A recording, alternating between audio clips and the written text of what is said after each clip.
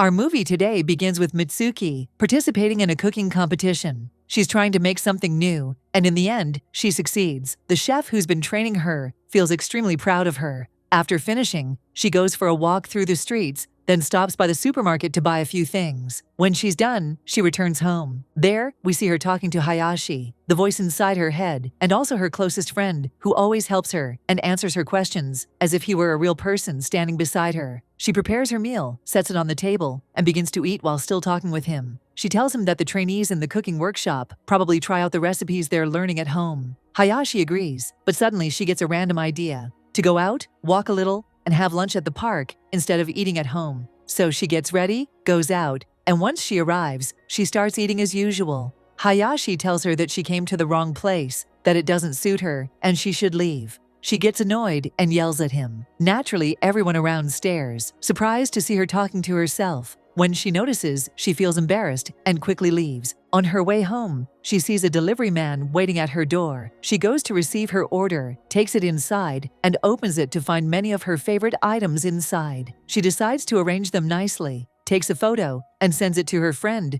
who had sent her the package, thanking him. He tells her it's late and that she should sleep and try what she wants in the morning. He says goodnight and signs off, but she stays up all night drinking and can't sleep. When Hayashi warns her that staying up too long could harm her health, she ignores him and asks why she should listen to him if he's just an imaginary person in her mind. He explains that he's only advising her and she must remember that they're both one and the same. When she finally tries to sleep, she can't because her neighbor is being extremely loud. She realizes he's performing ancient religious rituals that no one follows anymore, and the noise is unbearable.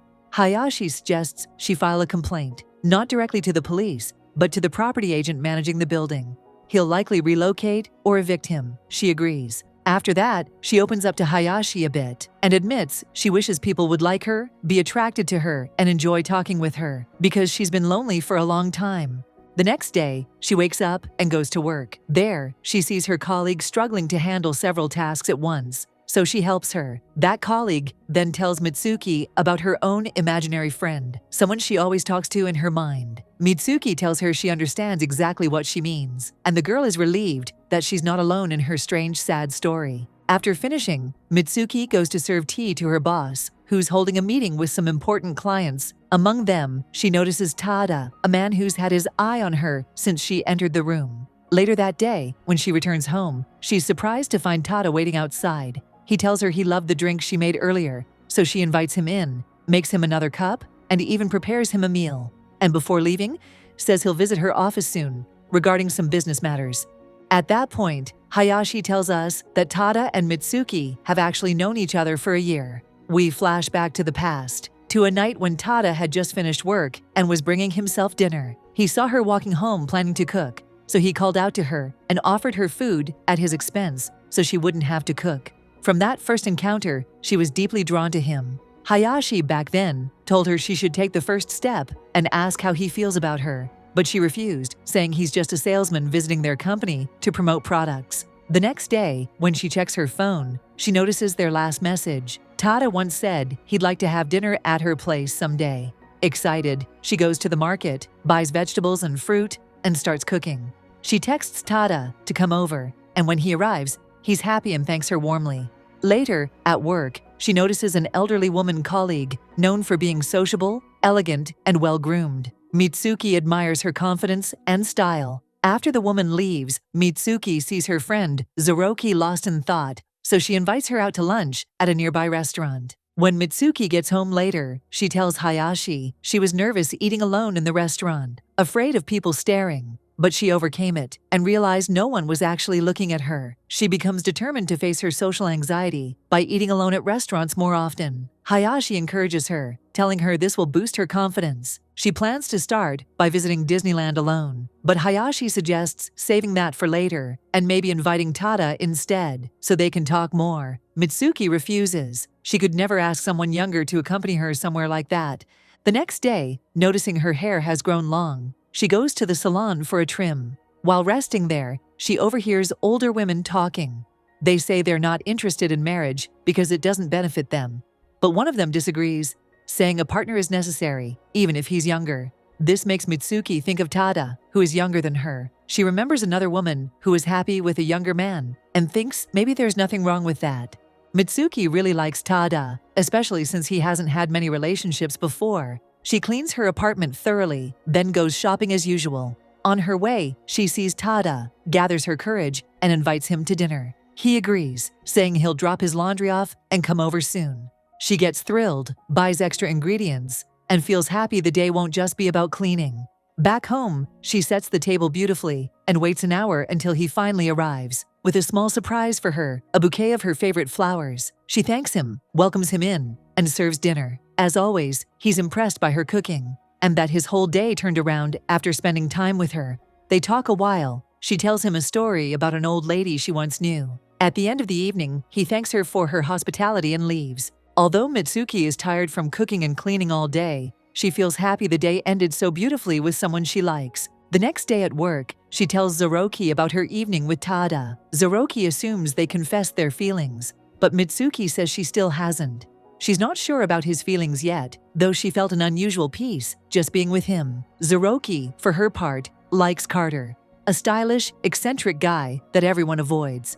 But she feels he's perfect for her. She's frustrated, though, whenever she tries to talk to him. He replies briefly and walks away. After work, Mitsuki goes home and talks with Hayashi again, saying she's probably fallen for Tada, but fears it's one-sided. Hayashi reminds her that her kindness toward him alone could make him like her back. Still, she admits she's too shy to confess, afraid he might feel uncomfortable or distance himself. Just then, she receives a message from her friend Sumi, telling her that her birthday is coming soon and inviting her to visit in Rome to relax and change her mood. Mitsuki agrees immediately and starts looking online for flight tickets. We learn she hasn't seen Sumi in 2 years, ever since Sumi got married and left the country, and that she's her only close friend left from high school and university days. She goes out to buy luggage and travel essentials. When Zoroki hears about her trip, she gives Mitsuki a one-day itinerary to enjoy while in Rome. Mitsuki thanks her, and they say goodbye. Later, Mitsuki attends a performance show of a girl she knows who does live presentations. She buys a ticket and goes to watch. When the show ends, a group of men crowd around the performer, trying to get close to her. Being a woman, Mitsuki feels helpless watching and embarrassed by their behavior. In her mind, she imagines stopping them, but she's too afraid to act. She steps outside for some air, blaming herself for not defending the girl, and feels certain the girl must now be traumatized by what happened.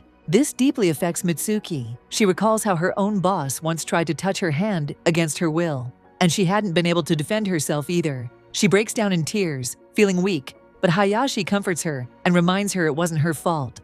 A few hours later, Mitsuki meets Zoroki again, tells her about the trip, and after walking together for a bit, she heads home to start preparing for her journey. When the time for her flight arrives, Mitsuki heads to the airport and boards the plane. Despite her intense fear of flying, she stays composed. Hayashi keeps her distracted with conversation, until suddenly, while she's in the restroom, the plane passes through turbulence. The flight attendants instruct everyone to return to their seats, and Mitsuki begins to panic, feeling an anxiety attack coming on. But Hayashi reminds her of her favorite song, the one that always calms her down, so she plays it and listens until they safely land in Rome. At the airport, Sumi's husband greets her and drives her to their home. When Sumi sees her, she's overjoyed, welcoming her warmly and introducing her to her husband's family. They all sit together for dinner, talking and laughing. Later, Sumi decides to take her husband and Mitsuki out for a walk, showing her around the streets of Rome. They eat out, take pictures, and enjoy themselves. When they return home, Sumi and her husband watch the videos Mitsuki recorded of the museums and streets she visited. She was so happy that day that Sumi suggests they go again tomorrow to another museum. But Mitsuki declines, saying she doesn't want to go out when Sumi's husband won't be there, since she feels uneasy alone. The next day, Mitsuki goes out by herself, visits the museum, and for the first time she feels confident enough to take out her phone and record everything she wants without worrying about anyone's gaze. When she's done, she returns home delighted and sends Tada pictures of the places she's visited. He replies, realizing she's abroad, and wishes her a wonderful trip.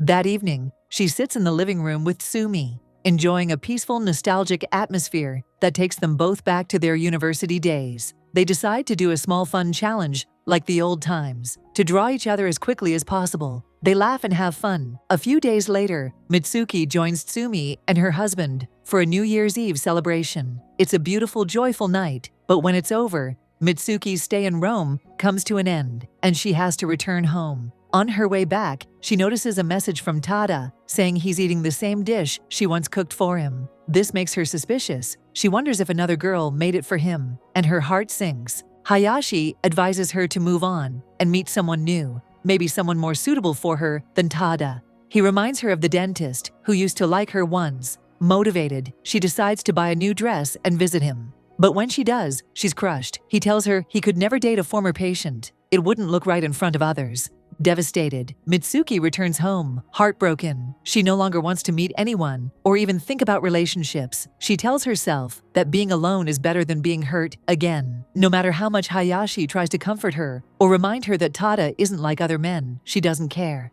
After wandering the streets for a while to calm down, she returns home and texts Tada to tell him she's back in the country. He warmly welcomes her, apologizes for being busy, and offers to cook dinner for her that night. She politely declines, telling him maybe another time. The next day at work, she gives a gift she bought in Rome to Tada, an older colleague who recently got married.